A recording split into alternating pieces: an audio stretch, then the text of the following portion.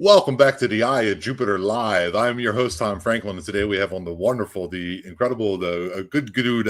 We have Al Santariga from the Bronxville Paranormal Society coming on today to tell us about some of his experiences he's had with this incredible, this thing that people are seeing called the Dogman. If you keep finding yourself coming back to the channel, please do me a favor, like and subscribe to the channel. A friendly reminder, super chats are open today, so if you guys want to go ahead and support the channel, I'd greatly appreciate that. I also have I have some new merchandise. You guys can go over and check that out. Get yourself, I have both of these forms and shirts, both of these in shirt form, as well as in posters. And I also made I think it was a baseball uniform. I thought it looked pretty cool, so I decided to make that as well. So you can also find me on Rumble. Please go over and subscribe to me on Rumble. I appreciate it. And you can also find me on every podcast format there is out there for your MP3 listening pleasure, including, thank you very much, a friend of mine, the name will come to me later, for hooking me up to get me on Apple Podcasts, because as you guys know, I had a very difficult time getting on there. So with all the homework out of the way, Randy...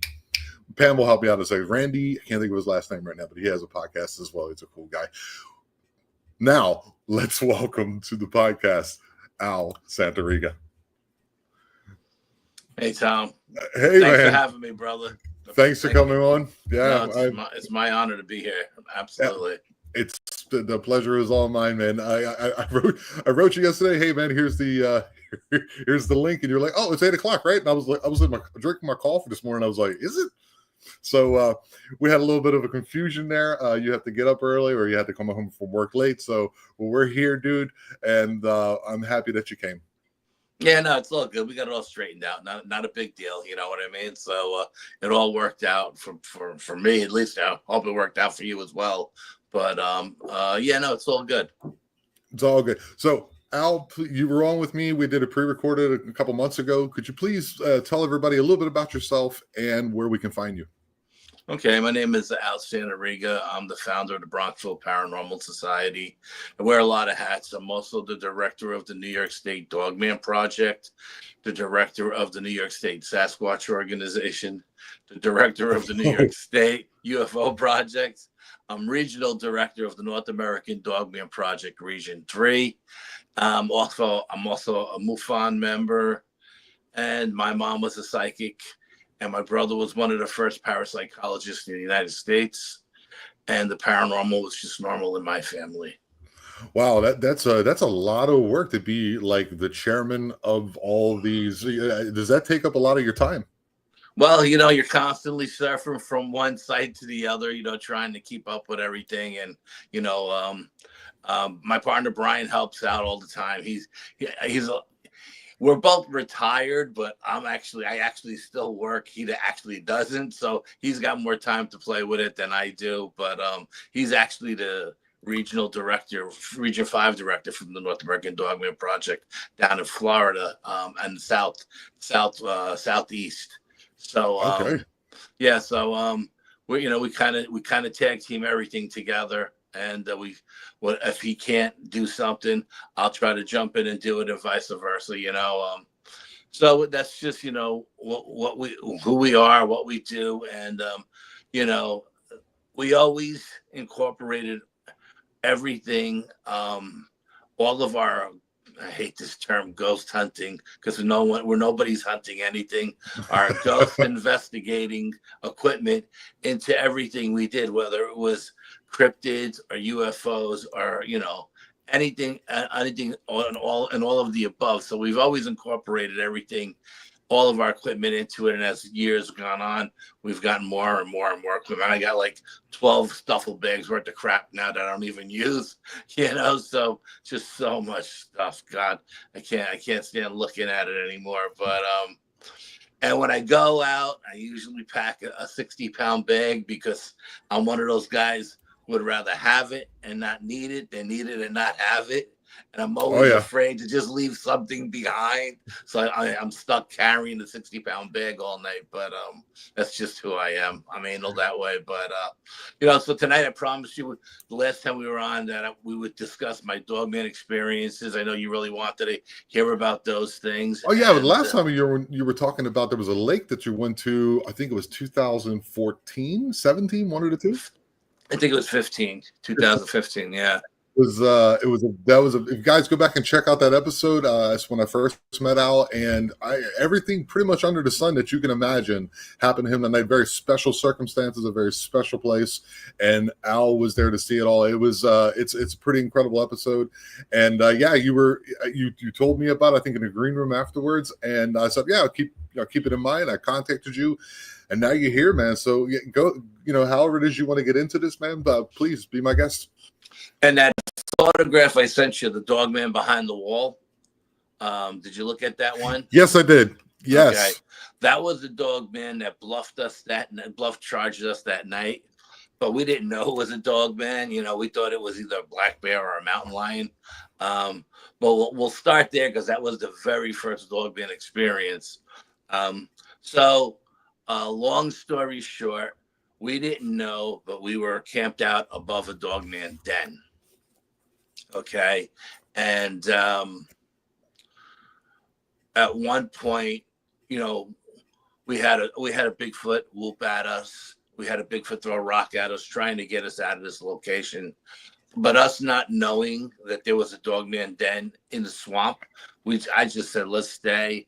And at one point, we heard something come charging up the ridge on all four. And it was a quadruped. And we were standing there, and my camera guy, Bill, was sitting against this stone wall that ran through the woods.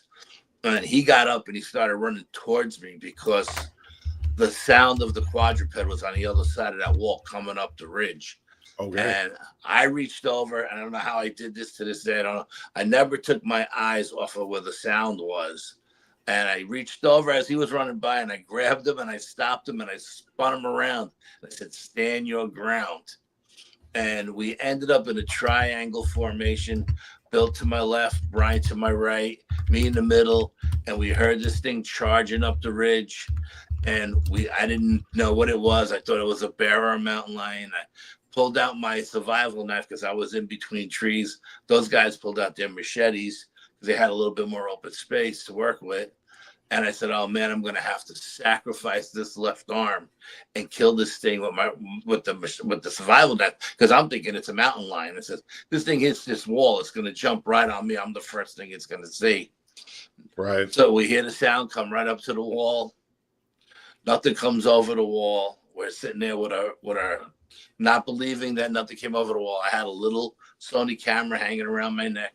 I took one photograph where I believed the creature was, whatever it was. Yeah. But I couldn't look at because it was pitch black, and the back of the camera was real small. It was like 2 inches by 2 inches. So I just dropped it and we jumped over. We never heard the thing walk away. We never heard it go back down the ridge. We never heard it jump off into the swamp. We never heard it leave. So we jumped over the wall and we looked with all 4 cameras. We had all different kinds of cameras and we didn't see anything. And my cameraman, Bill, had a 1500 luma flashlight and he lit up the woods like it was daytime and we didn't see anything. A couple of months later, a guy from California reached out to me and he said, you know that picture of the wall you got that night? And I was like, yeah. He's like, you got a Dogman in that picture. And I was like, what are you talking about? Now, when we do our evidence review, there's usually like 8 guys there. And we got it on the 60-inch screen TV. And, you got a lot of fresh eyes on it because not everybody can make the investigations, I don't think I've ever had an investigation where everybody was there. And so we're looking. Nobody noticed this Dogman behind this wall. So when this guy sent me this photograph and he circled it and he says, it's right here. And I looked at it and I seen the eyes shine and I seen the muzzle and I seen the pointed ears. Yes.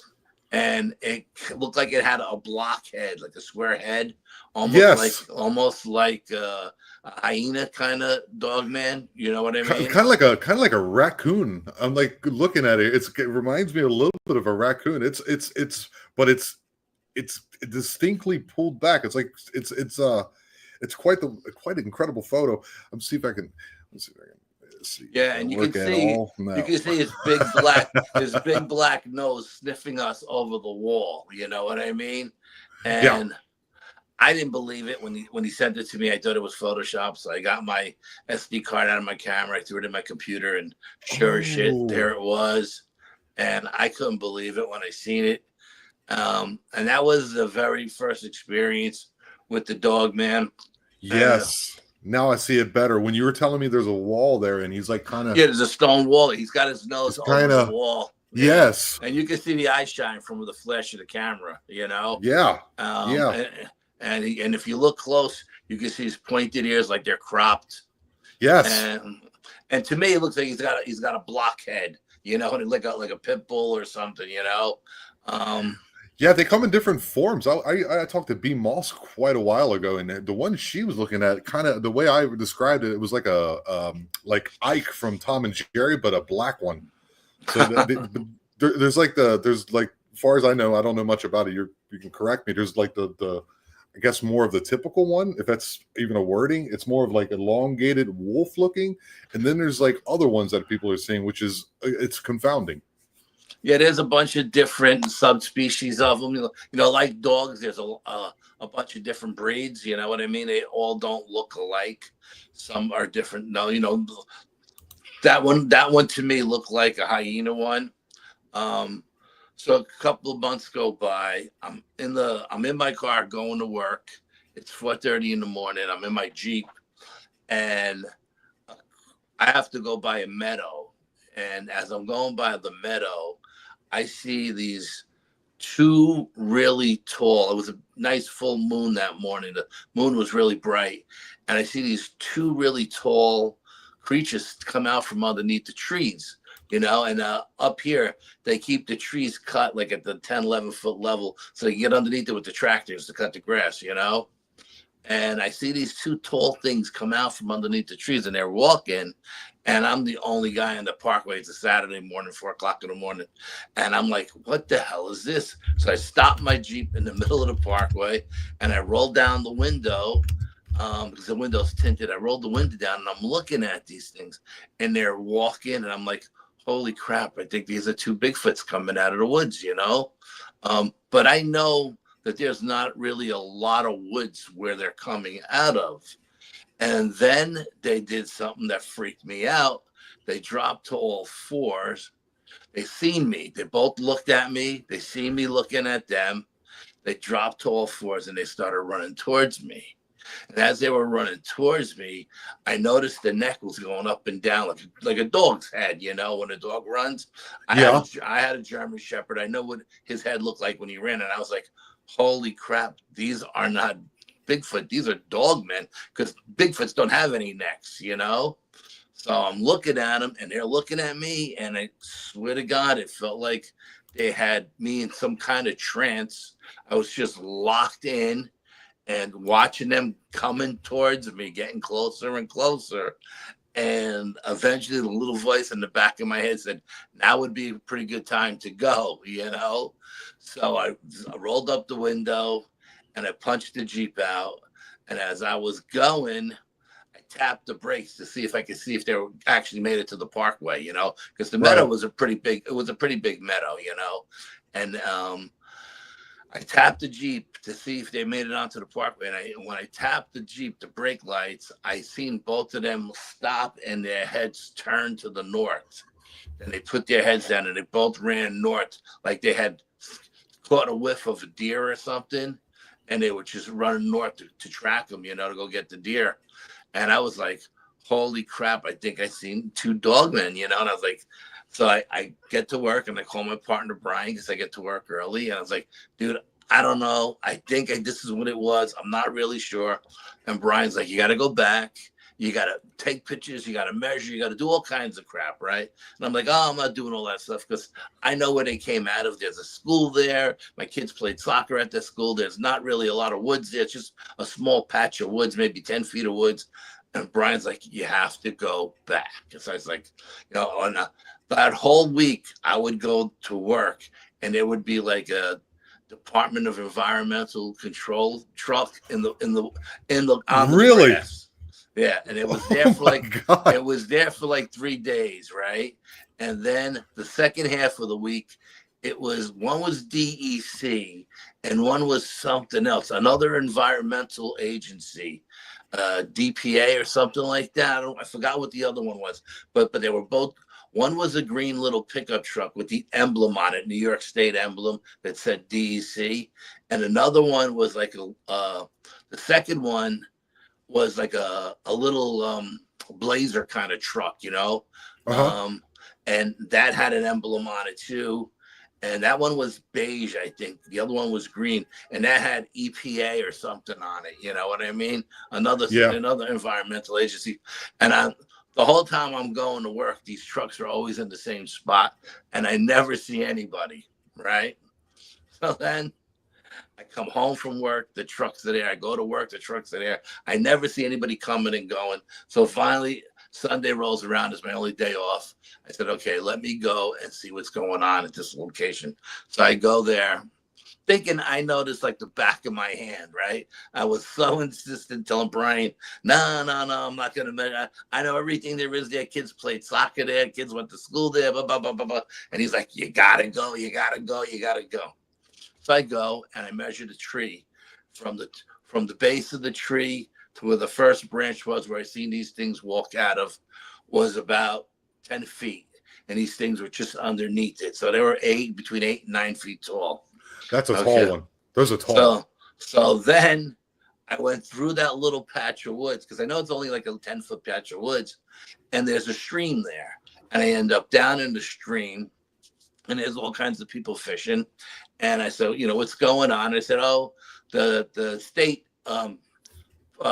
puts trout in the stream this time of year. You know what I mean? They fill the stream with trout.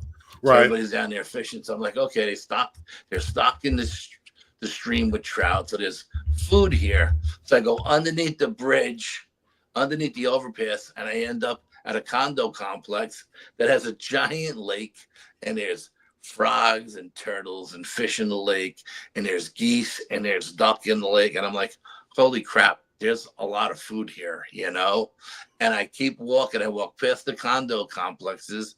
I'm walking like I'm going to my house, right? Right, like you own the place.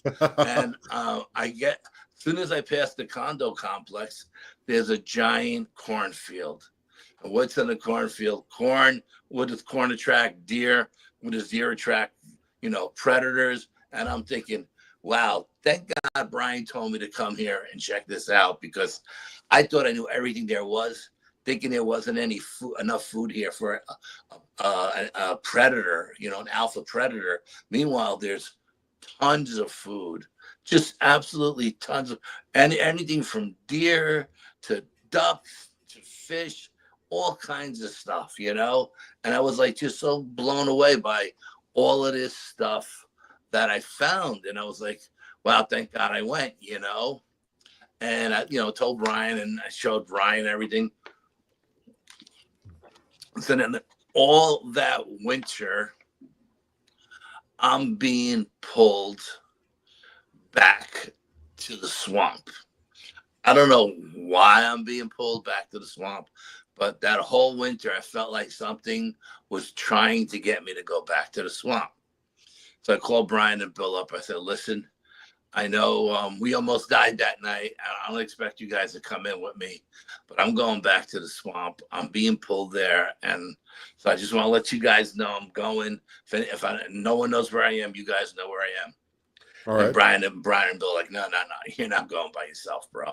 We're coming with you, Yeah, I always wondered that about gentlemen like yourself or investigators. Is there any trepidation to go out there? I mean, these things are out there. You get bluff charged. You have a picture of it, and now what is it about you that just goes? You know what? I know it's frightful, but I'm going to do it anyway. How do you get over that? It's just, when you're being pulled to a certain location, you can delay going, but eventually that energy pulling you is going to get you to that location. You know what I mean? Yeah, I do. And so I knew I was being pulled that whole winter. I felt like I was being pulled, but it was a crappy winter, and I wasn't going to try to walk across the Appalachian Trail. It's like a goat trail with, wet rocks or icy rocks and stuff like that. So the spring comes, and these guys say, okay, we're going to come with you. I think it was like June. It was either late June, early July. And we decided to go. And I told them, I said, okay, if you guys come with me, don't drag me off in different directions. If you feel like you're being dragged this way and you're being dragged that way, go. Don't. I got to get to where I got to get to. And they're like, all right, Al, calm down. We'll go with you. So we go, and we get out there, and we're getting pretty close to the swamp, maybe 100 yards away from the swamp, 200 yards away from the swamp. And I get hit with infrasound. All of a sudden, I start to overheat. I'm sweating profusely, and Bill's pouring water over my head, and Brian's shoving oranges down my throat. And I know I'm being hit with infrasound, but I'm not thinking straight. If I was thinking straight, I would have got behind a tree or a rock to get out of the wave. The wave, yeah. But eventually I do end up behind a little stone wall, sitting down, and it passes. And Bill's like, okay, we should go home. And you're getting hit with infrasound. You're all screwed up. We should go home, And I'm like, there's no way I'm going home. I can see the swamp from where we are.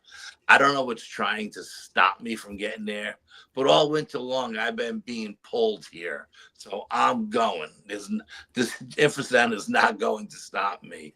So that passes. I get up. Everything is good. And we hike over to the swamp.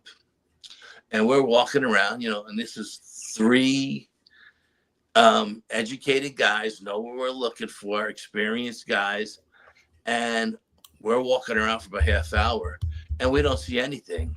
There's nothing jumping out at us. Just looks like woods. And Brian's like, well, why did you think you were being pulled here? So I have no idea why I was being pulled here. But we haven't seen us. Well, we've been here for like a half hour. We haven't noticed anything. And the little voice in the back of my head says, jump on this big boulder right here. So I jump on the boulder, and the cattails are in front of us, and the cattails are like 10, 12 feet high.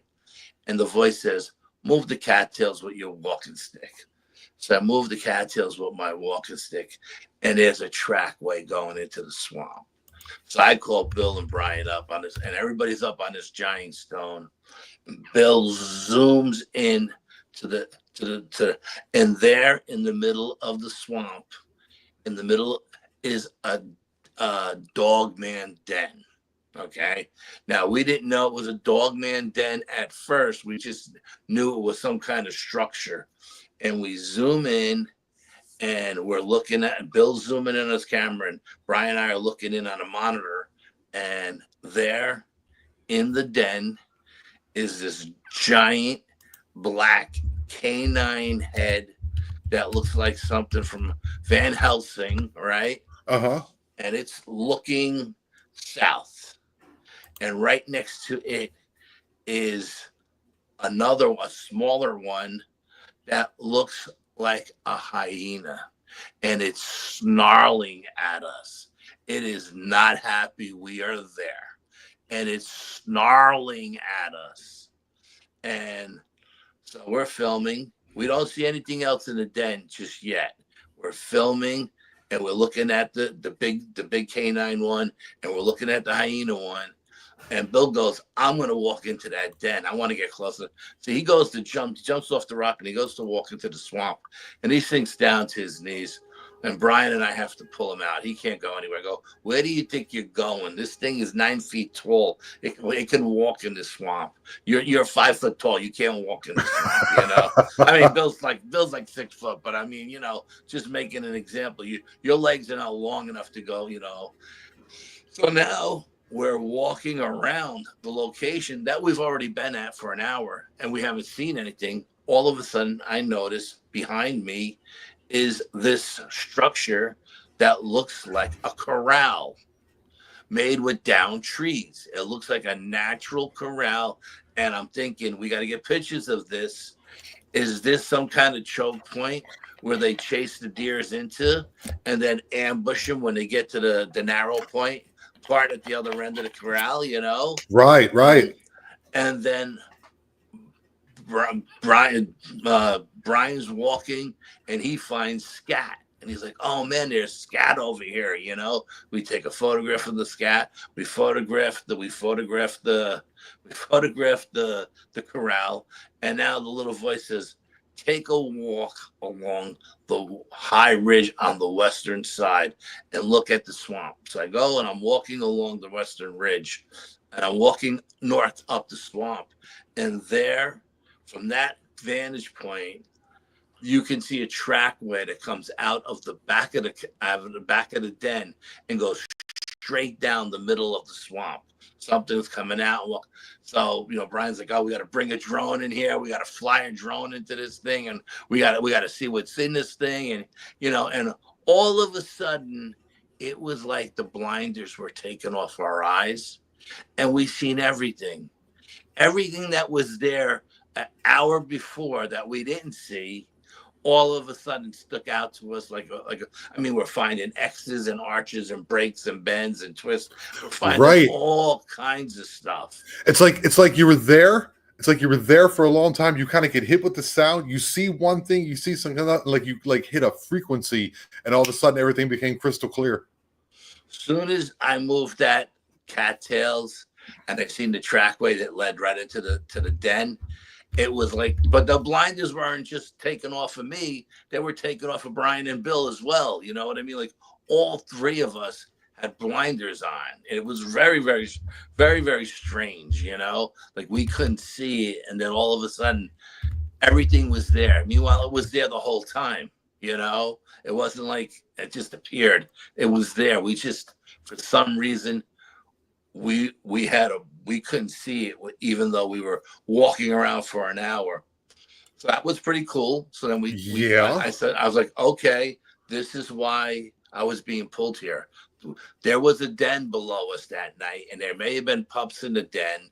And the thing that Bluff charges that's standing behind the wall, I'm pretty sure is the one that looks like the hyena that's growling at us right now. I'm pretty sure that's the female, right? Okay. So we go back to Bill's house and we throw it on the 60-inch screen TV, and we're looking at everything. And as we get to the part where the den is, Bill's mom walks in, and she's with coffee and cake, and she's like, I got some coffee and cake for you guys. We're like, okay, no problem. And she looks at the photograph with fresh eyes, and she says, "What's that thing in the middle there that looks like the creature from the Black Lagoon?" And all of a sudden, we see this thing to the right of the dog man that looks like the hyena. There's a creature that looks like it's either a reptilian or it's something that looks like the creature from the Black Lagoon. Okay, and so Okay. now we're looking. We're all locked in on this creature that looks like a reptilian, and his mother goes, "Why is it holding two little monkeys' hands?" And we're like, "What are you What? talking about?" And the creature has its hands down to its side, and right next to it are two tiny Sasquatches, and it's holding the Sasquatches by their hands. Now, I don't know what it was going to do with those two little Sasquatches.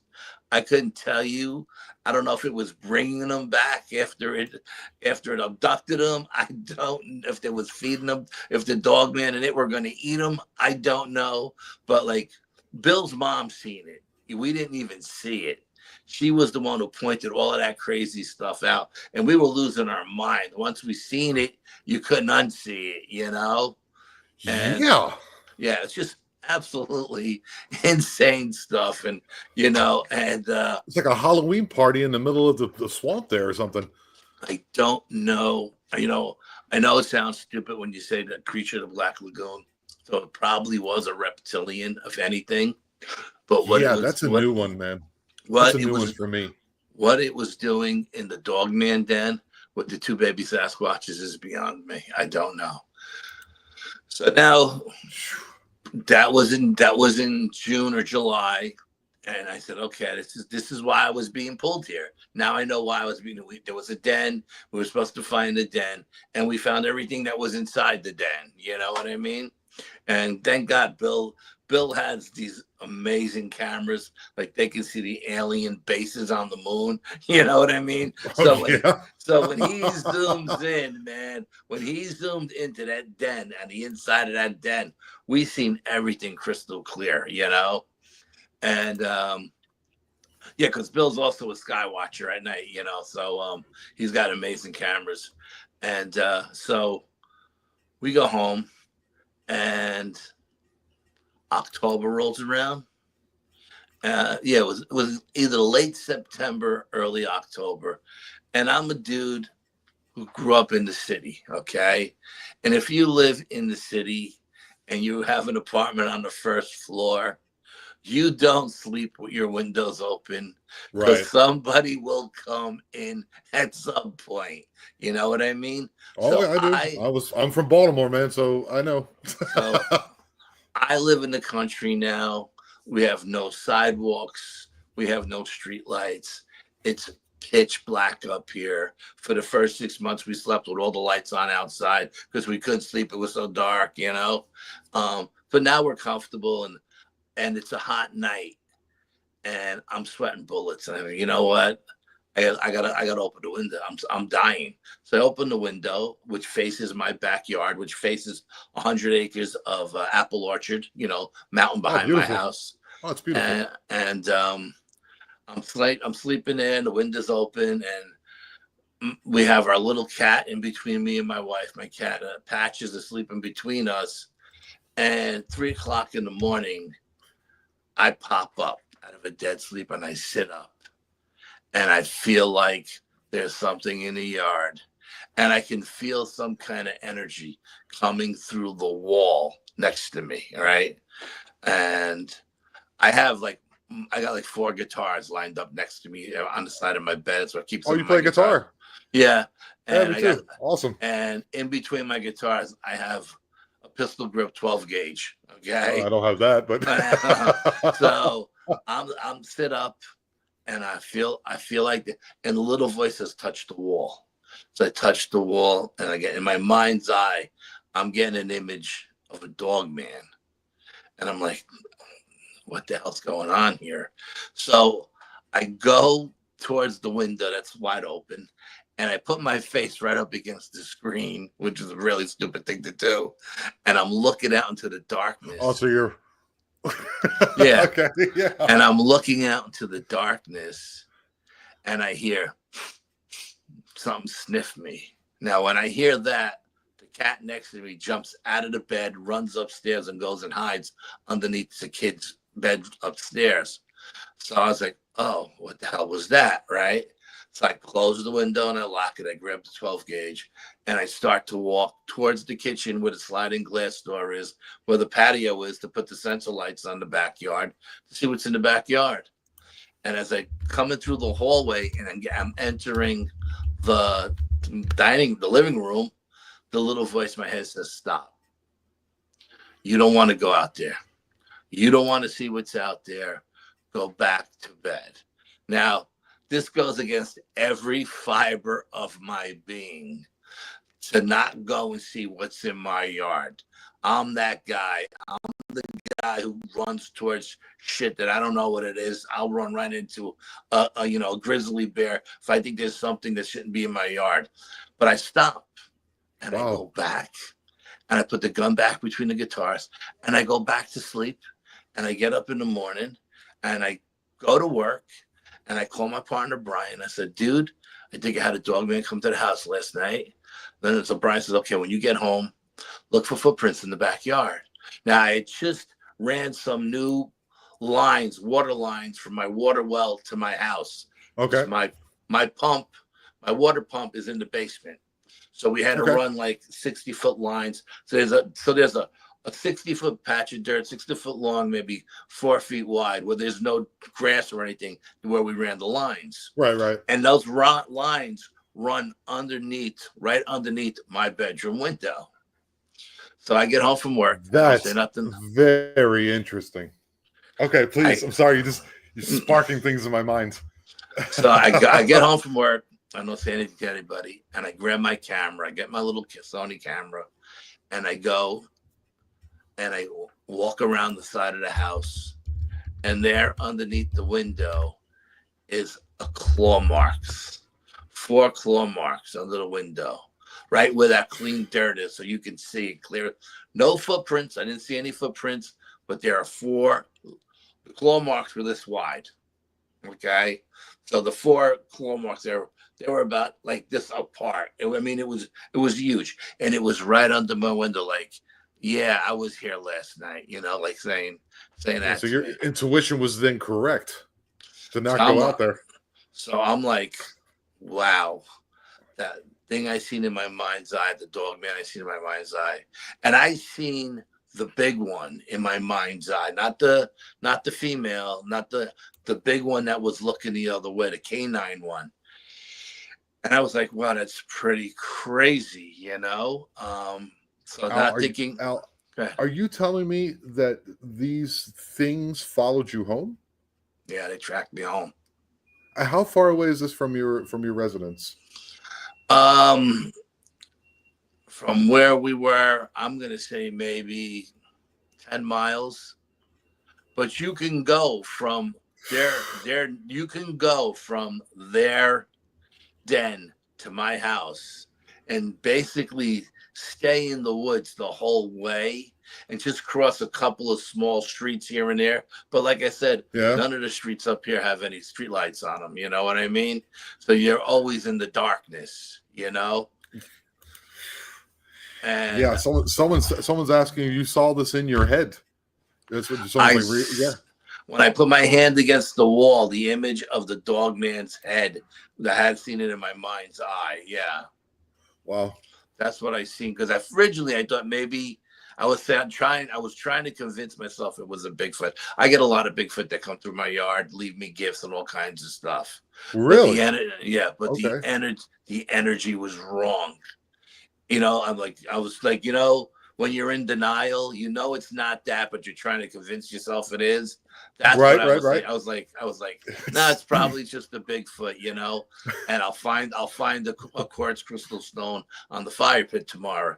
But I knew in my heart, the energy was wrong. It wasn't a Bigfoot. It was a Dogman. That's what I seen in my mind's eye. And so then About a month goes by, and now we're in the end of November, and we're getting a lot of packs of wild dogs running through the neighborhood, tearing up the garbages on garbage day. Uh-huh. Uh-huh. So I start carrying a little can of pepper spray and a little pocket knife, because I don't want to be a statistic on a government chart. If these dogs attack me, I want to be able to fight my way back into the house. And I figure between Yeah. the pepper spray and the knife, I'll probably be able to either fight my way into the car or fight my way into the house. So this is what I'm carrying with me every morning. I'm going out. I got a really old, broken down car, but it was a car ran like a top, but it would look like a tank, and I would have to go out every morning to start it up to let it warm up. Right, right. Like now I got a brand new car with an automatic starter. I never have to leave the house. Yeah, drinking your coffee and just fire it up from here. Yeah, man. Living a So, life. so I go out one morning and I walk out the front door, and I'm walking down the front walk, and the sensor lights are going on as I'm walking down, and I'm getting the feeling that something is watching me. And whatever it is, it's behind me. So I turn around and I'm looking. Now, my closest two neighbors, none of us have any trees. So you can see right across everybody's yard. It's like, almost one big yard almost, right? And I'm looking at my neighbor's house to the left. I'm looking at my house, and I'm looking at my other neighbors to the right. And I don't see anything, but I'm feeling something is there, but I can't see it. I know something is there. And the vibe I'm getting, it's in front of my house, but I can't see it. So I'm like, okay, you know what? I'm going to go start this car. So I jump in the car. I start the car up, start the car up, and I start to walk back to the front walk. And as I walk back now at this point, the sensor lights go off because I'm in the car. I get out of the car, and the sensor lights are not going to go back on for another 10 feet till I get closer to the front steps. At this point, there's 4 cars in the driveway. My daughters, my sons, my wife, and mine. Mine is the one closest to the street because I'm the first guy out in the morning. So as I'm walking back to the car, the sensor light is not on yet. I have the sensor lights hooked up to the front deck. Right, right. And I'm seeing what looks like a shadow underneath my front deck. And I'm like, what the hell is under my front deck? Who's under my front deck? Right, right, right. My wife and my daughters have to come out. My wife's going to come out to go to work, and my daughter's going to come out to go to school. Is there somebody hiding under my front deck? This is not going to happen, not on my watch. So I flip open the knife, I take out the pepper spray, and I start walking towards the garage door because it's under my deck. And as I start to get towards the garage door, I'm starting to see a giant canine head, the biggest head you ever seen in your life. It was humongous. And I'm seeing pointed ears, and I'm seeing a mane coming down off its chest. And the little voice in my head says, you should stop right here. And I'm about a car length away from this creature at this point, and I'm looking at it. I don't see any red eyes or any yellow eyes. I don't see any teeth. All I see is darkness, darker than the dark. Okay. And that a sensor light is on. It's blinding me. And I'm like this. And I'm like, what the hell is that? But I know what it is. Okay. And it's like Hatman and Dogman form. And the voice in my head says, and I'm assuming it's my voice. I'm, my little guardian angel or whatever. I don't think it was the Dogman talking to me. It could have been telepathic communication from the Dogman. I don't know. But the voice says, you should stop right where you are. Because if you get any closer, you're going to get shredded. That's what I heard. You're going to get shredded. Okay. So I stop and I start to back out. And I back out and I go back in the house and I close the door. And now I'm debating. Do I wake up? My son-in-law is sleeping over. My son is here. Everybody's got guns. We're a gun family. I got all kinds of guns. You name it, I got it, right? All right, And man. I'm with you. I'm like, okay, do I wake up my son-in-law and my son, load up the guns and go out there and put this thing down? You know, am I going to war with this thing or what? And then I hear the voice in my head say, no, you don't want to go to war with this thing. It always ends up badly for people who go to war with this thing. You're just, oh, you know what I forgot to tell you? As I'm walking towards it, I when I get up in the morning, we have an outside cat, Callie. She sleeps in the doghouse. I open the sliding, I open the sliding glass door up and I feed her. At 4 o'clock in the morning, I close the sliding glass door. My sliding glass door has like 3, 4 different locks on it, right? And I feed Callie. Now, as I'm walking towards this thing under my deck, Callie's coming around the front of the house to use my wife's garden as a litter box. Okay. She sees what's underneath the deck and she jumps up. She does like a Halloween cat. And this little 7-pound cat ran into the woods she said like a bulldozer running through the woods. She couldn't get out of there. So that set up a red flag automatically for me, right? Okay, so you're already, yeah, all right. So this is all going on. Callie's running. She's seen something. So now I know it's whatever under there is dangerous because the cat just ran for its life. And this little cat is a killer. She chases foxes out of the yard and everything. Okay. And so I go inside and I say, okay, you know what? I'm not going to go to war with this thing. I'm not going to tell anybody about it. I'm just going to get in the car and go to work and make believe it never happened. I get in the car. I go to work. I drive to work. I'm downstairs in the lunchroom. I get there an hour early. I'm having my coffee, having my buttered roll, reading the newspaper. And my wife calls me and she's hysterical. And I go, what's the matter? She said, I opened up the door. We came down around, I don't know, 7 o'clock, whatever time she got up, 6:30. And I opened up the sliding glass door to feed Callie. And I was like, well, what are you feeding Callie for? I fed her at 4:30 in the morning. How many times are you going to feed this cat, you know? And she's like, well, when I went to open up the as I'm leaving, I almost forgot something. So as I'm leaving to go to work, I got my tactical flashlight with me. So I want to see. I want to get my eyes on what's under there. I said it's just like darkness. So I hit underneath the deck with the tactical flashlight, and there's nothing there. I walk underneath the deck, and I just put up a new retaining wall to hold the deck up. And on my new retaining wall, this Dogman pissed all over my wall. He pissed all over my wall, and It's it like ran marking down. the territory. Yes, ran down the wall into the driveway, down into the gutter, and it Oh my God. smelled like pneumonia. And I was pissed. Like, this son of a bitch just pissed on my brand new wall. You know what I mean? I just had this wall built and he pissed all over. So now I got to come home and scrub it. Otherwise it's going to stink to high heaven, you know? Not knowing that as I was underneath the front deck looking at the piss on the urine stain on the wall, the Dogman was on the back deck trying to pop the sliding glass door open. He was trying to pull the thing out of its frame. Okay. How do you know that? How do you know that, Al? Because, like I said, I have the way my door locks. It locks in 3 different ways, right? Up, down, and across. So okay. So when my wife took all the locks off to slide the door out to feed the cat, the whole frame fell out of the wall. Good thing my son was in the kitchen. He caught it and pushed it back up, and they locked everything back in place. Now I told my wife, just leave everything alone. I'm off tomorrow. I'll reset the trap. I'll put everything back. You know what I mean? I'll take care of it. Dude.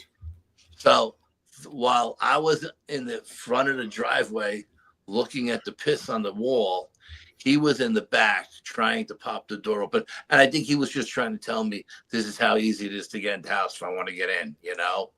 But because I'm so anal with the sliding glass door, I got 3 different locks on it. It wouldn't come out of the frame, wouldn't come out until all the locks were unlocked, because they were actually, the frame itself was locked into the ceiling, the wall, and the floor, Right. So it didn't. But when they unlocked all of that stuff, the whole thing started to fall in on my wife. And she called me. She was hysterical. And I was like, all right, just leave it alone. And I'll fix it tomorrow. I'm off. I'll take everything down. I'll retract everything, and I'll put everything back up, and I'll straighten everything out, yada, yada, yada. And so then I was like, okay, this was a real, I guess he felt like he didn't get his message across the first time he came. Like that little claw mark in the dirt. Yeah. I guess he didn't think that was enough of a warning.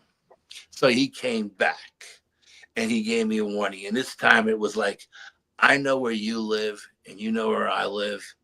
And let's just leave it at that. So I went back to the den.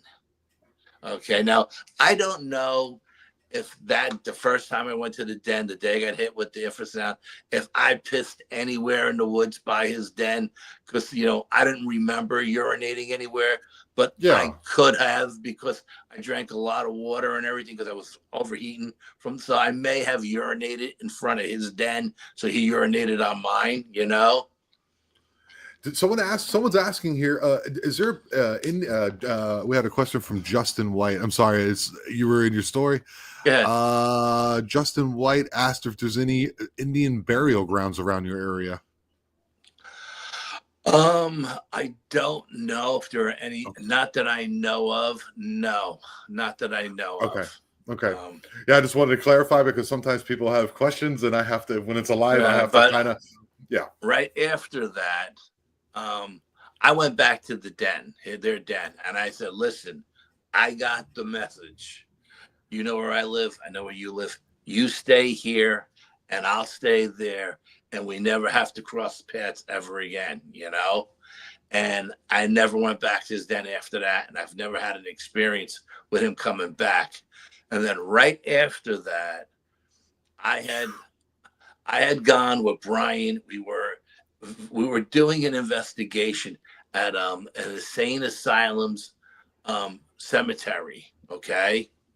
And it is a weird place. All the sites, none of them have tombstones. It's just crosses with number on them.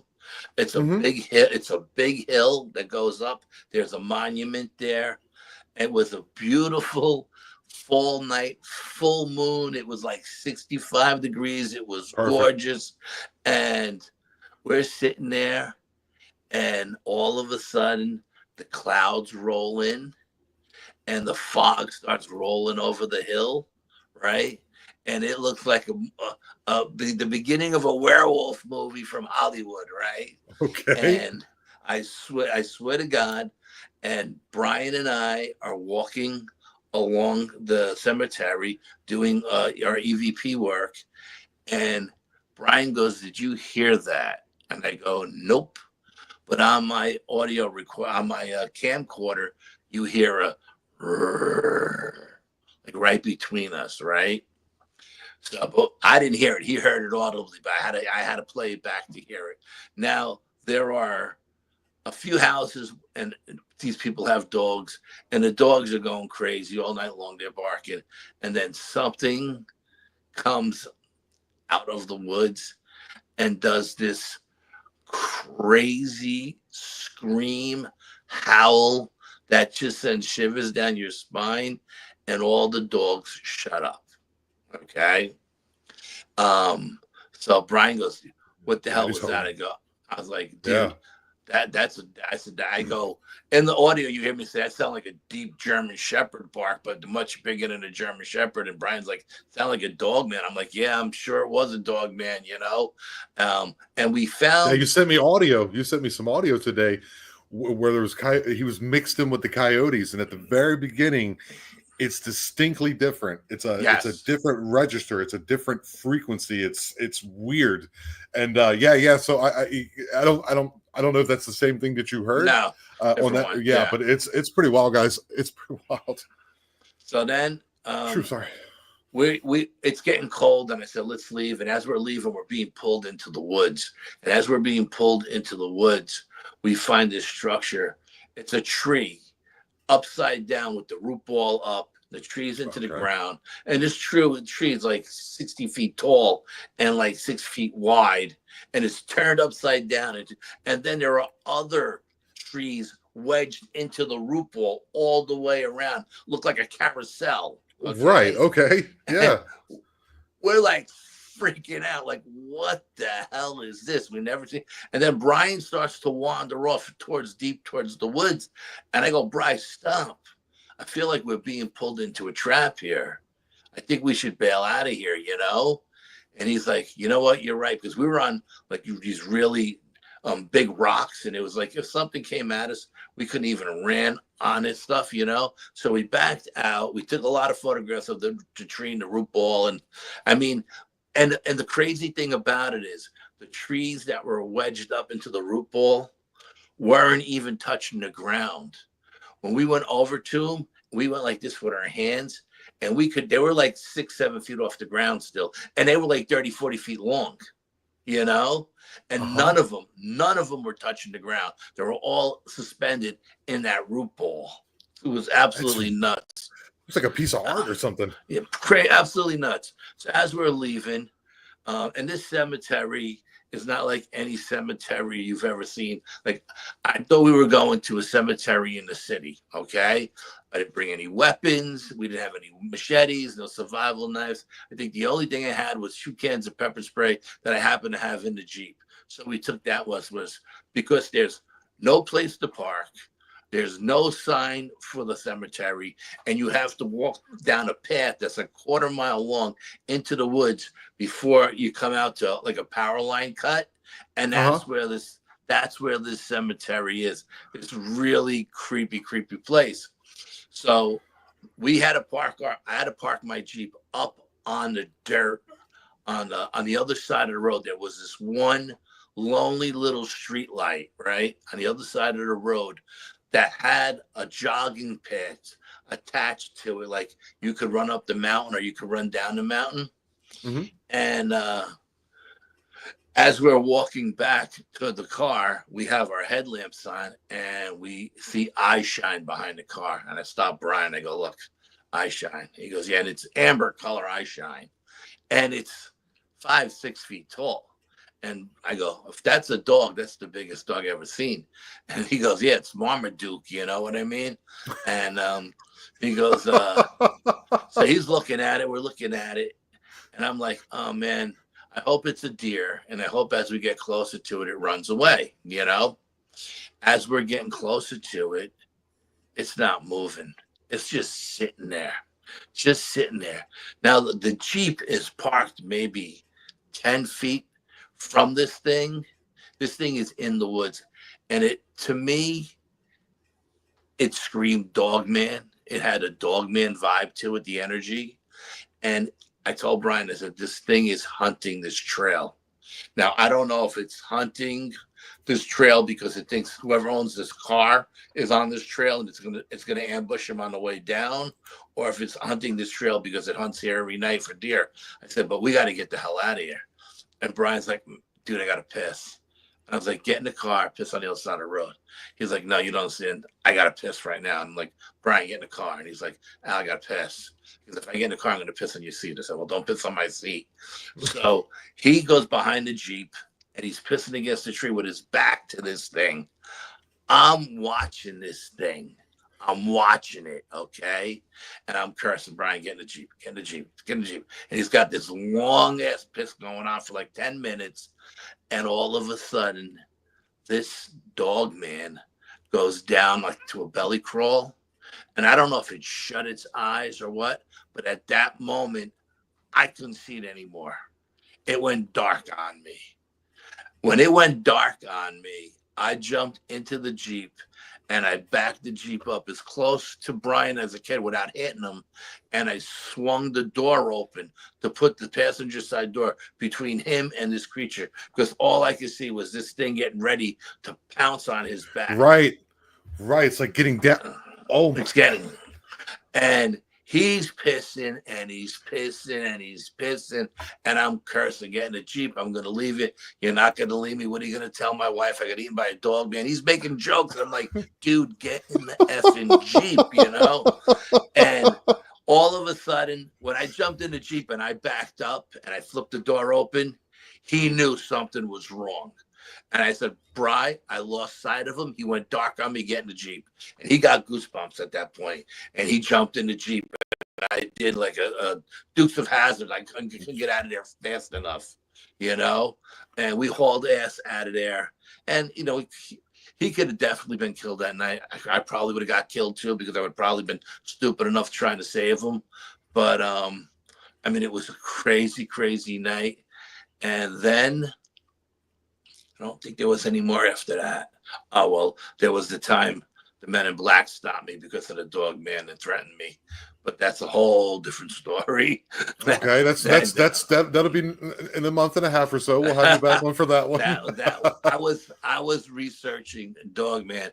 I was coming home on the Parkway, okay, and there was a cutout, power line cutout on the Parkway, and above on the top of the cutout is a shed where the power line people have their quads to go from line to line, because the line goes up this giant mountain, you know, so they drive from, and they have tools in there. And as I was driving by, I looked up, because I always look up at the power cut, and on top of the roof of the shed, there was a Dogman up on the roof. And it was sniffing. It had its head up in the air, and it was sniffing. It looked like it had its arm on the power line. You know what I mean? I don't know if it did or it didn't, but from my angle, my vantage point, it looked like it did, and it was sniffing. So I was like, now Brian and I had seen a Bigfoot up there, and we went up there and we researched it, and we found knuckle prints, and we found a knee print. You know what I mean? Yeah. And we found all kinds of Bigfoot stuff. So now we know Dogman is here. So now I'm researching this on the Dogman thing. And right across the street from where the power line cut is an old ski resort. It's closed down now. It's like an outstation for the state police. Yeah, and the people who do construction on the Parkway use that parking lot to stage stuff in, you know, all the construction material. And I got pulled over one time by a car, and I was threatened. My life was threatened, and my livelihood, and all this. And they were telling me, "You think you know what's going on in those woods? No, you don't know. I don't want you in my woods. I don't even want you in the park. I don't want you nowhere in no state park, no county park, no federal park. I don't want you in any parks." And I was like, "Yeah, I mean, I'm glassing over a whole bunch of shit that happened." Yeah, so they knew who you were, though. So they knew who you were. They knew who I was. Yeah, they knew who I was. They had a book on me, and they had a book on my partner. Okay. Wow. And they told me that if I didn't stay out of the woods, not only would I lose my pension because I worked for the federal government, but I would go to jail. And I'll tell you off air for what. Sure. It's scary shit, because they can put whatever they want on your computer. Okay? Oh yeah. Oh, okay, gotcha. And then they told me, and tell your fat friend in the Bronx. And they gave me his apartment, his building number, and his apartment number, and everything else. I said, tell him to stay out of the woods too, because if he doesn't, you'll never. There's no how they say it? You'll have no idea what kind of weapons we can take out of his apartment. And in Manhattan, in the city, you're not allowed to have any guns in New York City. You can't have any guns. Okay. So if they went and he said, we'll arrest him as a domestic terrorist. And there's no telling what kind of weapons we could pull out of his apartment, which is all bullshit. He doesn't have any weapons, you know? And I told him, I said, my partner's a big boy. He's going to do whatever he wants, but I'll pass the message along, you know? So then I stopped investigating up there. And then just this October, Halloween, I go, my cousin Sean, back to one of my Bigfoot locations. It's called the Sacred Site. And just as we get to the sacred site, we're not there 5 minutes. We're just throwing our backpacks down. Now, the sacred site is about a mile west of the Dogman Den. Okay? Okay. It's in the same woods. The Dogman's on the east side of the woods. Bigfoot's are on the west side. And I go to the sacred site all the time. And I've never had any issues with anything bothering me there, especially Dogman or coyotes, okay? And we get there, and as soon as we get there, we drop our backpacks, and we hear this most loudest, powerfulest howl / scream you ever heard. And both me and Sean are scrambling for our phones because we got nothing else to record because everything is still in the backpack. Still the case, yeah. Mm-hmm. And Sean he's younger than me. He's 20 years old. He's a little faster than me, and he's standing closer to the edge of the sacred site. And he turns on his phone, and on his recording, you can just hear the tail end of the Dogman finishing. As soon as the Dogman finished, a pack of coyotes went off to like 30 coyotes, and we're up a mile up the mountain on a high plateau, and it's daytime out. You can see we're filming with. You can see there's daytime, and the sound is rising up above the trees and just coming over us like a tidal wave, and it sounded like there was 100 coyotes in the woods that day, and then they start to go simmer down, and then they go off again.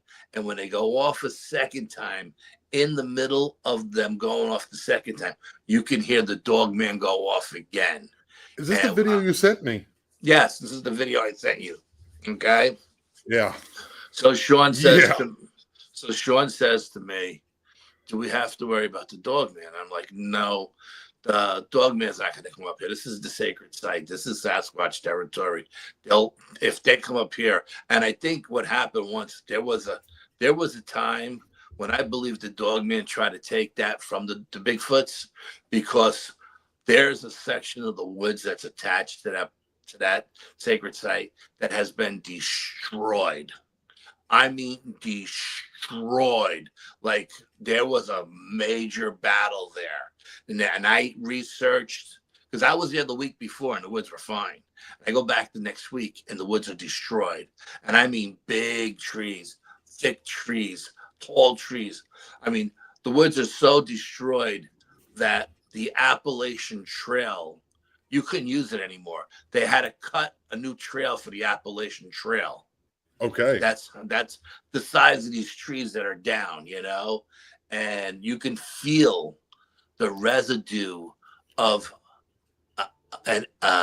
negative energy in this area, and I think the Dogman tried to take that territory, and the Sasquatch said, not on our watch, you know what I mean? No. And pushed them back.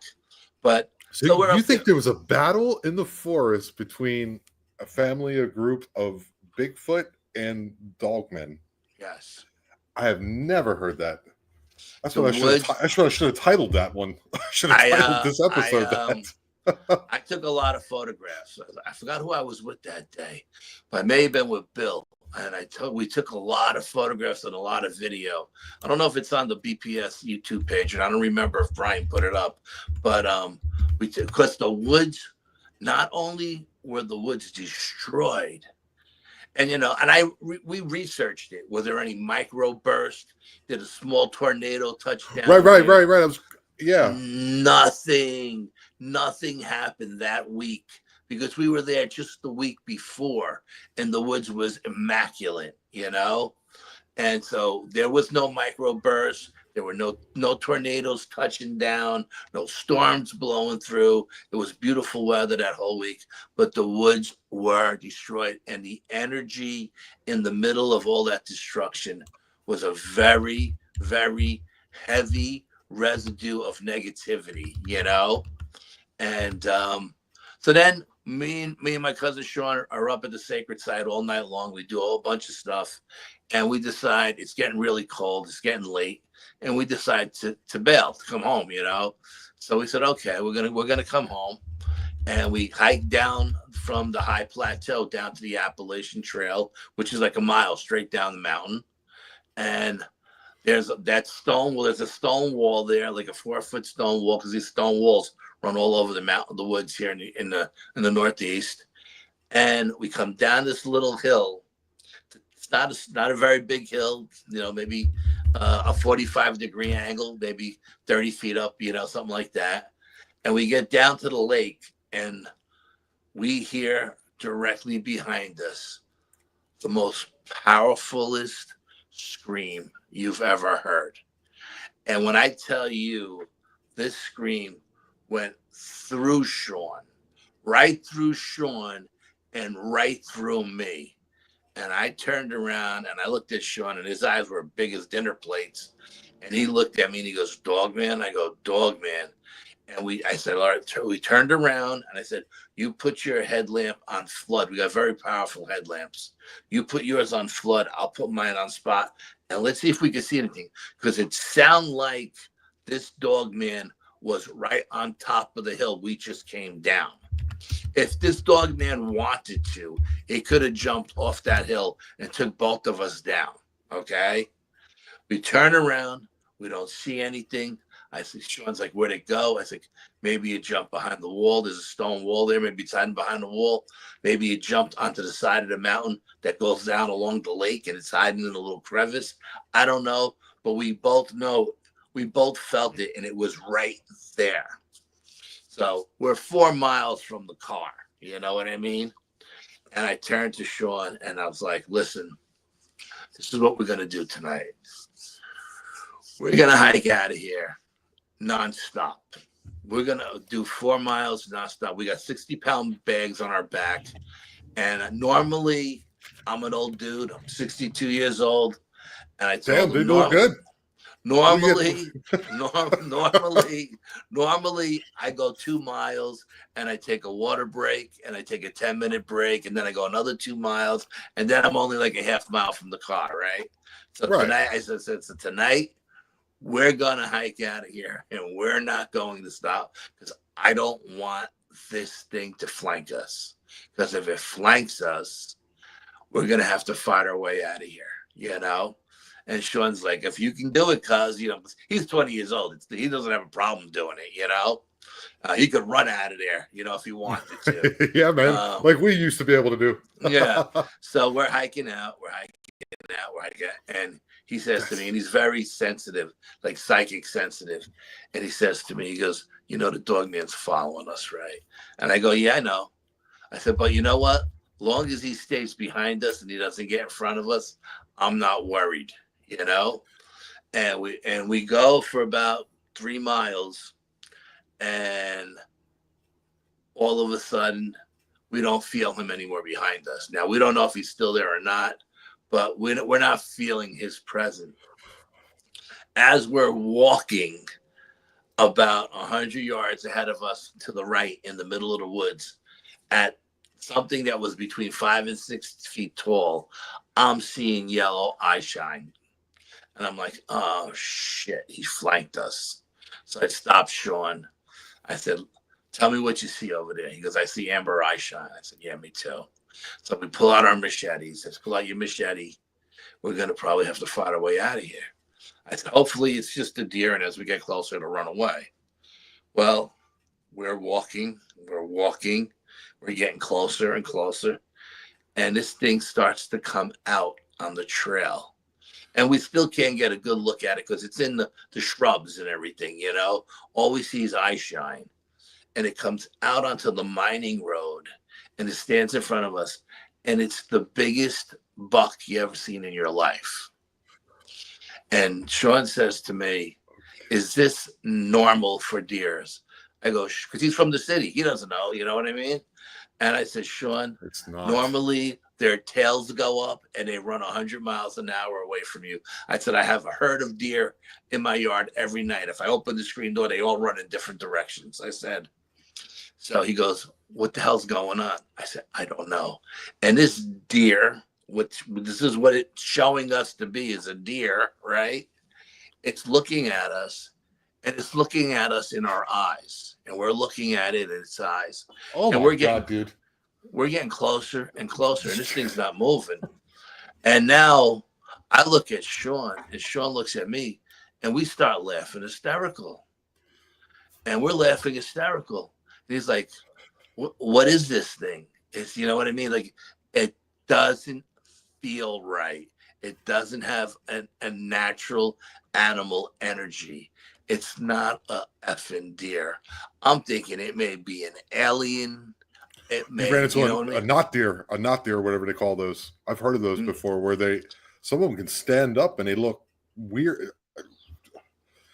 So anyway, That we're is getting spooky. That's closer. spooky, dude. We're getting closer, and we're laughing hysterical. Now we forgot all about the dog man following us, because this thing is looking at us like it wants to tell us something, like it's trying to send a message to us. Now maybe it was trying to send a message to us telepathically, and because we were laughing so hard, we weren't getting the message. You know what I mean? Because I'm thinking, is this an alien putting a deer image in my head? You know what I mean? Are we Right. getting abducted? You know what I mean? This is the stuff Yeah. that's going through my head. I'm doing a time check and everything. And then it walks off, crosses the road, and it goes on the other side of the road, and it stops.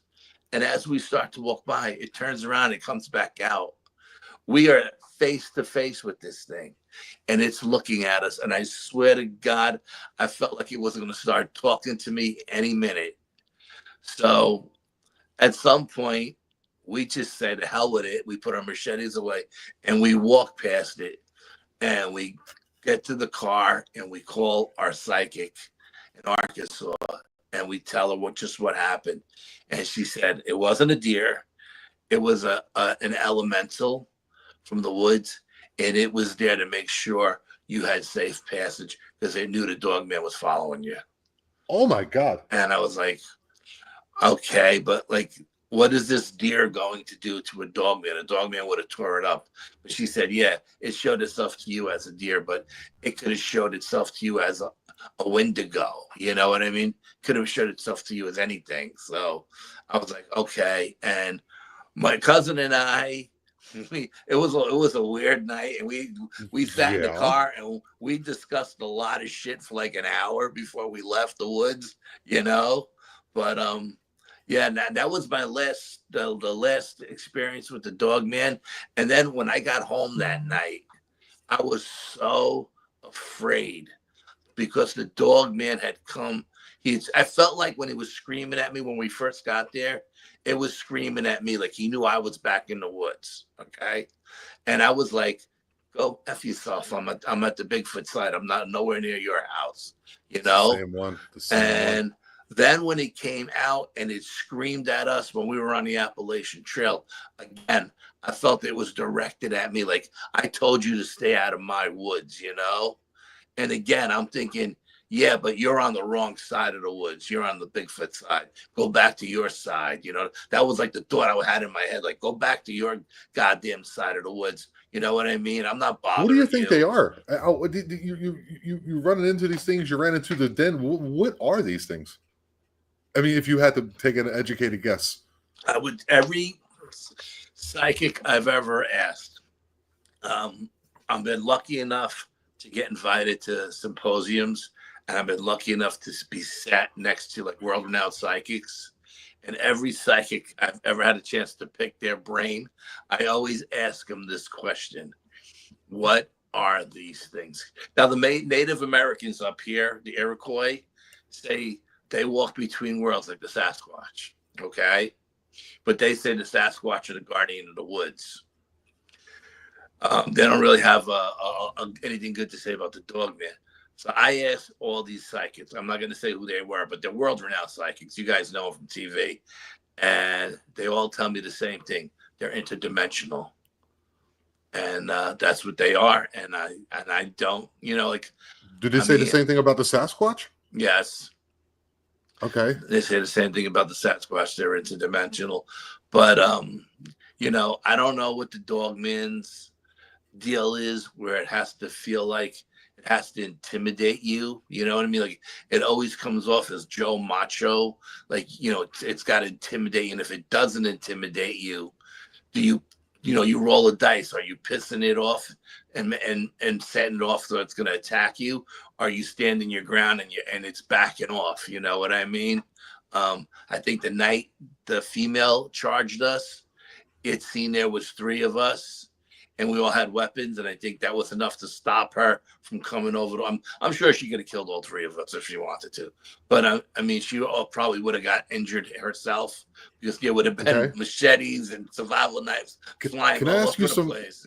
Can I ask you a bit of practical advice?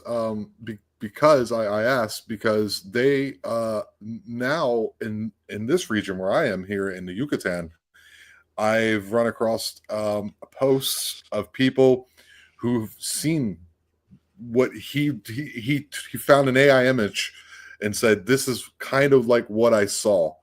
Now, if they're starting to encroach in this area, like what is your practical advice just to how to protect yourself, just to stay away from them or be armed, or is there, not to go look for them? What would you advise somebody who doesn't know like you do? Yeah, I would say definitely don't go to war with them. I would say give them their space, but definitely stand your ground. But I would also say it seems that spiritual guidance helps. Like if you use white prayers and stuff like that tend to help with these particular creatures. Like I've heard people start saying they're Our Fathers or what Hail Marys when they're in the presence of these things, and these things will leave them alone. You know what I mean? I don't know.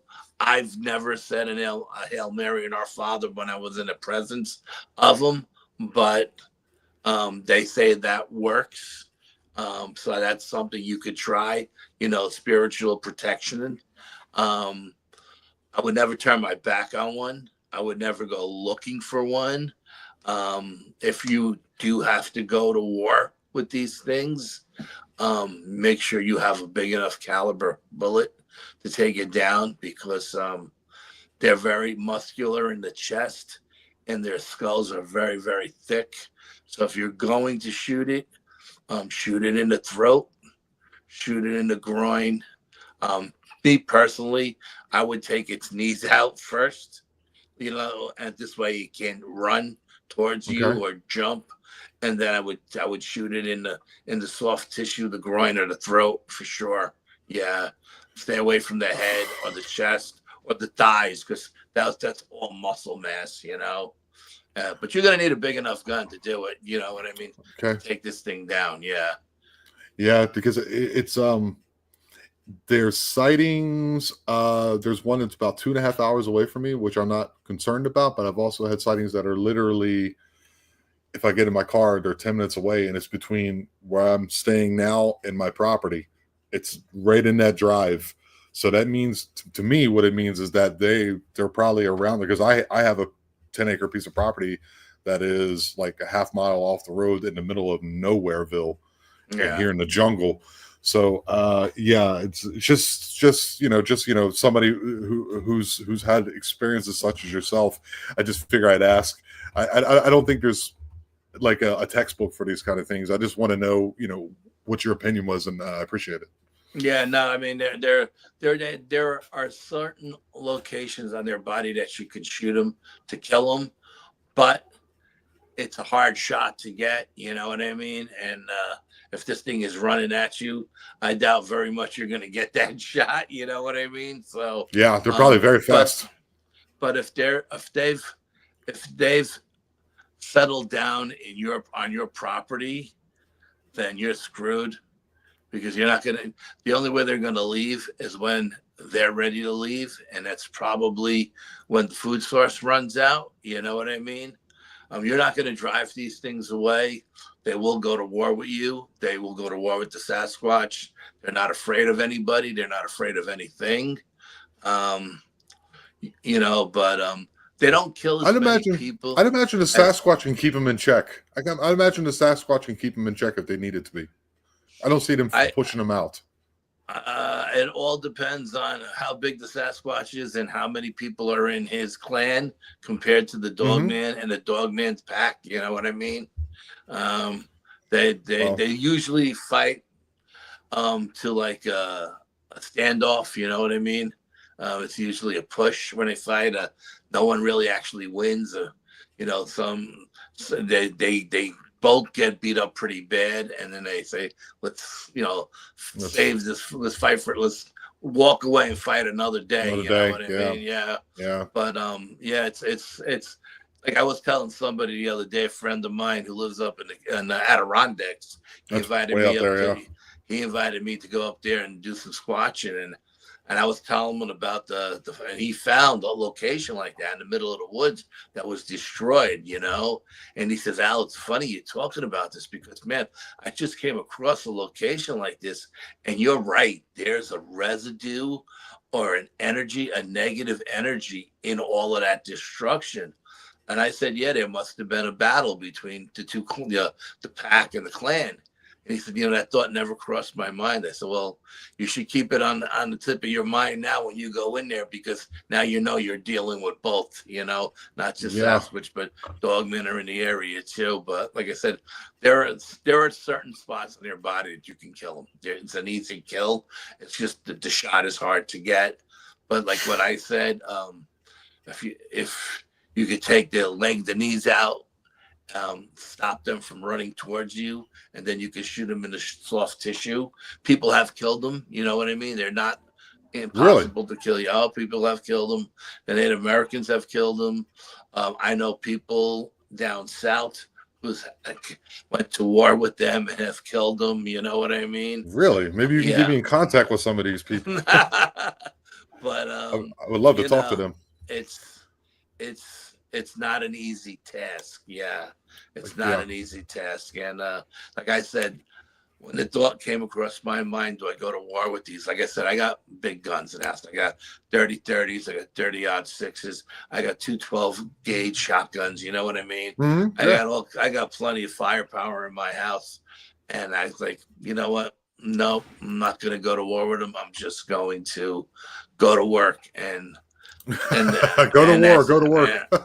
And I said, you know what? I'll go there and I'll have a discussion with him from a safe distance, And I did, and it worked. But after that Halloween night, I was afraid he was going to come back again. I really was. I was like, man, I hope this dude doesn't come back. Because I don't know how I would react now. At this stage of the game, So absolutely fascinating, Al. I appreciate it so very much that you came on and talked with me today, took time out of your day and time away from your family to spread this information, because that's what we're trying to do.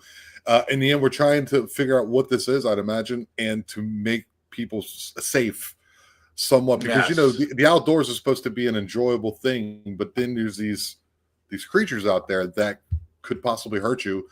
And that's kind of like what I was trying to do there, because there is also, reports of, I've heard reports of, what do they call autopsies where, 40% of the body is missing. Well, that's not a wild dog. That's, to get a scratch marks that go from, their midsection all the way across their chest. And you're like, that's not normal. So, just be safe out there, guys. We're still trying to figure all this out. And hopefully eventually some type of agency will give us some type more information, because I definitely know that they know something that they're not telling us. But whatever that is, I don't know. But who knows? And it's funny too. The night we went out up to the sacred site, as we were climbing the mountain to get up to the high plateau, I had the thought came to my mind. I wonder if the Dogmen are still in that den, because it's been so many years now. Is it an old den that they don't use anymore? Did they move on or what? And I just had that thought, like as we were going up that mountain, and then as soon as we got to the top and we tracked our bags, the Dogman went off.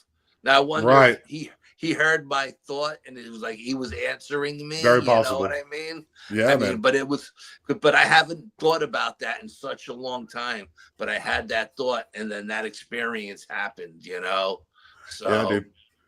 It's extremely fascinating, and it's like us as humans, we want to know what's going on, and when you're running across these large interdimensional beings in the forest, like what the hell is that? It doesn't fit within this material 3D or 4D reality that we're accustomed to, and I appreciate so very much that you came on today. Could you please tell everybody one more time where they can find you, or if you're going to have a conference or you're going to be speaking at, where they can find you to do that? Yeah, no, I haven't been invited to anything recently. I have been in contact with the Discovery Channel. They seen one of my UFO videos that I put up recently that I caught off my front deck, and they want to use it for paranormal caught on camera. So they reached out to me for that, and I told them, yeah, when you're ready to use it, give me a call and we'll discuss. How much it's going to cost you. You know what I mean? But, You're deep down inside, you're still the businessman. I got you, man. I appreciate it. People are we got Pam. Happy birthday again, Pam. She just said, this is my wonderful moderator, Pam. She's saying, please come back again.